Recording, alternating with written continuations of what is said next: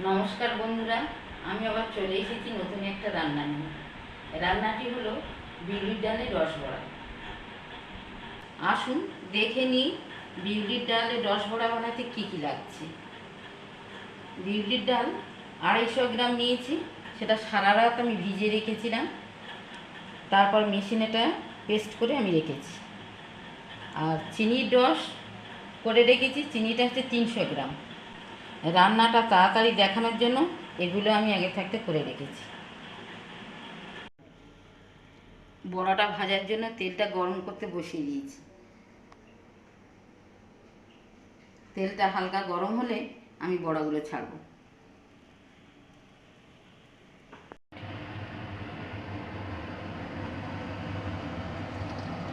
তেলটা হালকা গরম হলে বড়াগুলো ছাড়লে ভালো হবে। বেশি গরম হলে তাড়াতাড়ি লাল হয়ে যাবে, কিন্তু ভিতরটা ভালো হবে না। ওই জন্য ভালো হওয়ার জন্য আমি হালকা গরমে বড়াগুলো ছাড়ছি।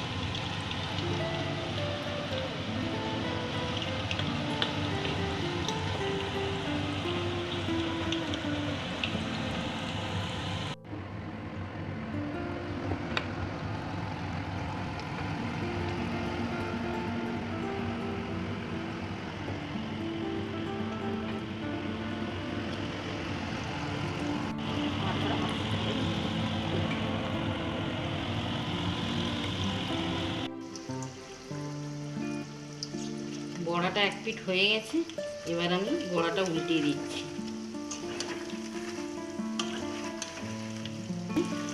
এবার লালচে রং এসেছে, লালচে রং হলে জানবেন যে বড়াটা হয়ে এসেছে।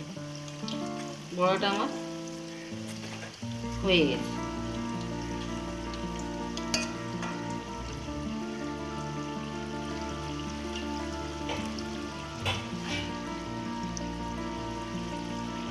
এবার বড়াটা আমি তুলছি।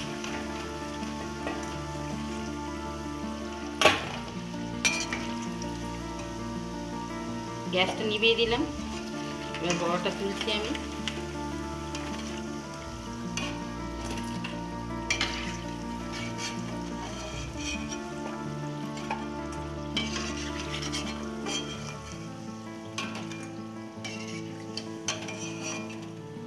এবার চিনি রসে আমি এটা ঢেলে দিচ্ছি।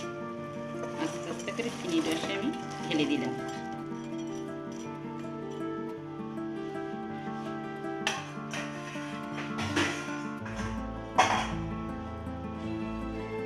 আমার হয়ে গেছে, চিনি রসে ভিজছে, কিন্তু এটা 10 মিনিট ভিজিয়ে রেখে তারপর পরিবেশন করুন, খুব সুন্দর খেতে লাগবে।